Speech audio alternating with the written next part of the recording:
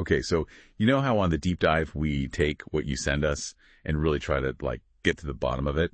Well, this time, we got this wild story from a listener, Alexi, about selling their bar, Alibi Lounge. It was an LGBTQ plus bar in Harlem, sold last year in 2024.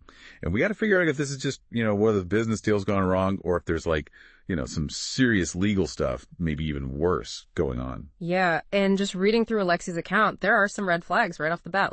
They specifically told the brokers, do not, under any circumstances, sell to this guy, Alan Hassel. There were already issues there, sounds like. But then these brokers, they present a whole different buyer, like a French group, they said, to get Alexi to sign this exclusive contract. And then, bam, turns out the real buyer is, guess who? Alan Hassel. I mean, that's shady, right? Yeah, from the start, it just feels, deceptive. And we should name these brokers, right? Elaine Perry, Jeanette Lawson, and Carmen T. Hurt. And, they were apparently representing both Alexi and Alan Hassel at the same time, but without, properly disclosing that to Alexi. You mentioned this New York law, real property law, section 443. What's the big deal with that? Well, imagine a referee in a game secretly playing for both teams, right? That's not going to be fair. That's kind of what this law is about. It says if a broker's working for both the buyer and the seller, everyone needs to know in writing with signed consent so they can decide if they're cool with that or not. Alexi says this never happened, which is, a pretty big deal. And the money part of this is also weird. They hit Alexi with this 12% commission, but they tried to sell it as a discount. I mean, 12%, that's pretty high, right? Yeah. Especially when Alexi's saying they basically did zero marketing. Alexi had to give them their own photos of the bar. It doesn't seem like they were trying to get Alexi a good deal at all. Yeah, I mean, a typical commission is often lower, so even calling that high rate a discount seems suspicious. And think about it. Brokers have a duty to, act in their client's best interest, right? And this whole thing, barely any marketing.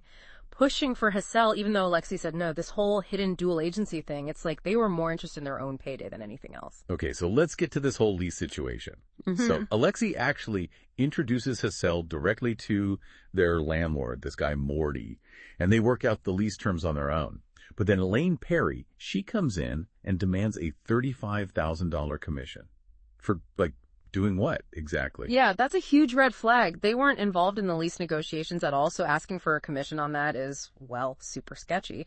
And then she starts spreading these rumors about Alexi having been evicted before, trying to, justify this fee.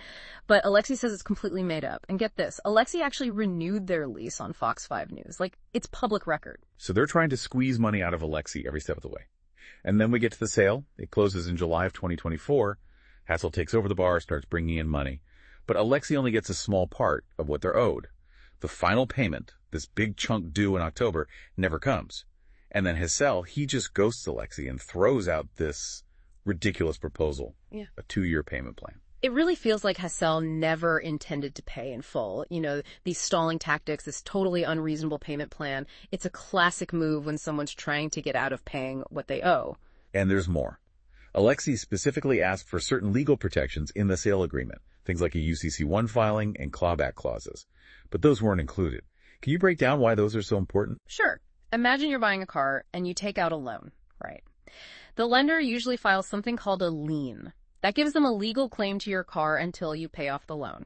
A UCC1 filing is kind of like that, but for a business. It would have given Alexi a legal hold on the bar's assets until they got paid. And a clawback clause, that would have let Alexi, take back the bar if Hassel didn't pay up. Without those things, Alexi has way less leverage. So later on, the brokers, they try to say, Hassel has the money, but you got to hire a lawyer to get it. I mean, come on, it just gets more and more convoluted. And then Hassel publicly starts calling Alexi a scammer. But remember, public records show Alexi was the one who paid back rent. And then get this, the brokers try to relist Alibi Lounge. They're asking for even more money, and they're using Alexi's business name and photos. I mean, are they trying to, double dip? It definitely looks that way. They're trying to get a commission on a sale that hasn't even been fully paid for, and then they try to sell the same business again. Not only is that unethical, it could be straight up illegal. And remember when Alexi asked Elaine Perry about the missing payment? She threatened to sue Alexi for harassment, she's trying to shut them up. And she already got $15,000 from Alexi, plus another $20,000 from the landlord. That's $35,000 total on top of the initial commission she's still trying to get. Wow. So Alexi wants to know, is this just a bad contract or is it something more serious, like organized fraud? What are Alexi's options here? Based on everything we've seen, this seems like way more than just a simple contract dispute. I mean, think about it.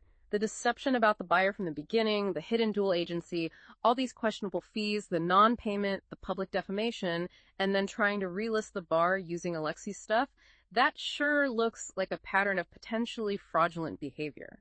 And legally, there's this thing called unjust enrichment, where one person benefits unfairly at someone else's expense. It sounds like that could be at play here.